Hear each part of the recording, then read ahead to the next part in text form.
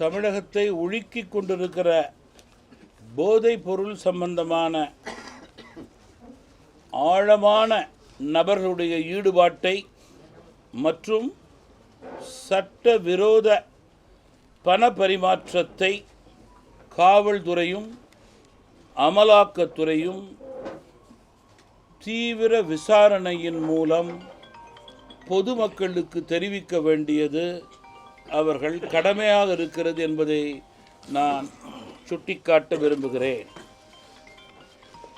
மேலும் இன்று கூட காலை பத்திரிகை செய்திகளிலே தாய்லாந்திலிருந்து சென்னைக்கு கொண்டு வரப்பட்ட 1.51 கிலோ உயர் ரக கஞ்சா சென்னைக்கு கடத்தி வரப்பட்டது பிடிபட்டிருப்பதாக செய்திகள் வந்திருக்கிறது. இதுபோன்ற செய்திகள் சமூக விரோதிகளால் செய்யப்படுகிறது. அவர்களை கட்டுப்படுத்த முடியாத அரசாக திமுக அரசு செயல்பட்டு கொண்டிருக்கிறது. பெற்றோர்கள் மிகுந்த கவலையோடு தமிழகத்திலே பிள்ளைகளை பார்த்து கொள்ள வேண்டிய கட்டாய சூழலிலே இருக்கிறார்கள். இதுபோன்ற போதைப் பொருட்களுடைய விற்பனை கல்லூரி பள்ளிகளிலே இருப்பதாக பல தகவல்கள் பல மாவட்டங்களிலிருந்து வருவதற்கு முற்றுப்புள்ளி வைக்க வேண்டியது அரசினுடைய முதற்கடமை, அவசிய கடமை, அவசர கடமை என்பதை தமிழ் மாநில காங்கிரஸ் கட்சி தமிழக அரசுக்கு உணர்த்த விரும்புகிறது.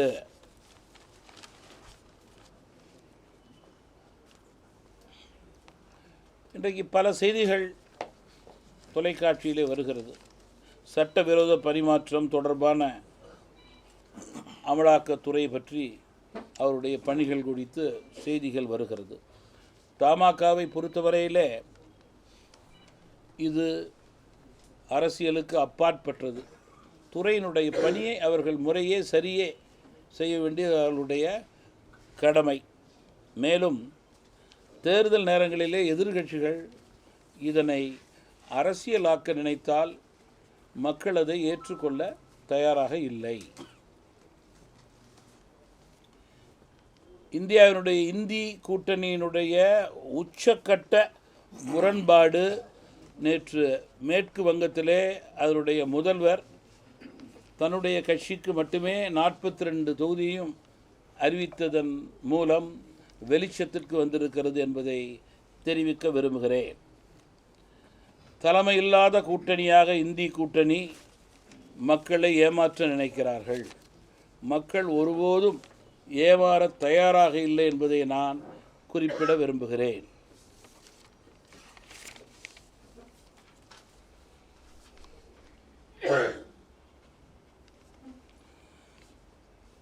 மத்தியிலே தேர்தல் கமிஷனுடைய அதிகாரியுடைய ராஜினாமா என்பது அவருடைய தனிப்பட்ட காரணத்திற்காக என்பதில் மாற்று கருத்து கிடையாது.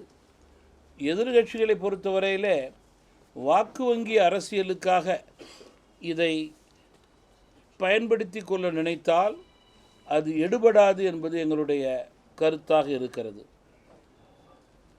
புதிய ஆணையரையும் வரும் நாட்களிலே சட்டப்படி நியமிக்கக்கூடிய நிலையை அரசு ஏற்படுத்தும் என்று நான் முழுமையாக நம்புகிறேன்.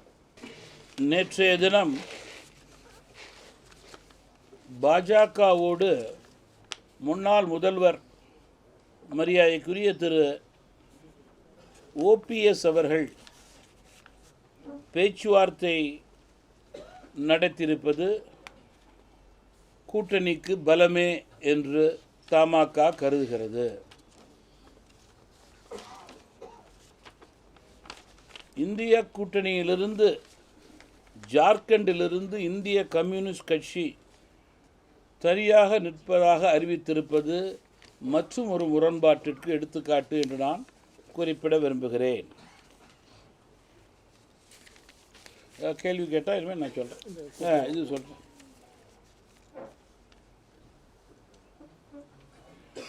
தமிழகத்தில் கூட்டுறவு வங்கியில் பெற்ற கடனுக்கு கடன் தொகை செலுத்த சிறப்பு தீர்வு திட்டத்தை அரசு அறிவித்தது. ஆனால் தென் மாவட்டங்களிலே மழை வெள்ளத்தால் பாதிக்கப்பட்ட தூத்துக்குடி, நெல்லை மாவட்டத்திலே அந்த கடனை கட்டுவதற்கு நியாயமான முறையிலே கால அவகாசம் நீட்டிக்க வேண்டும் என்று அந்த பகுதி மக்கள் கோரிக்கை வைப்பதை அரசு கனிவோடு பரிசீலனை செய்து வட்டி பணத்தை கட்டுவதற்கான கால அவகாசத்தை நீட்டிக்க வேண்டும் என்று தமாக வற்புறுத்துகிறது.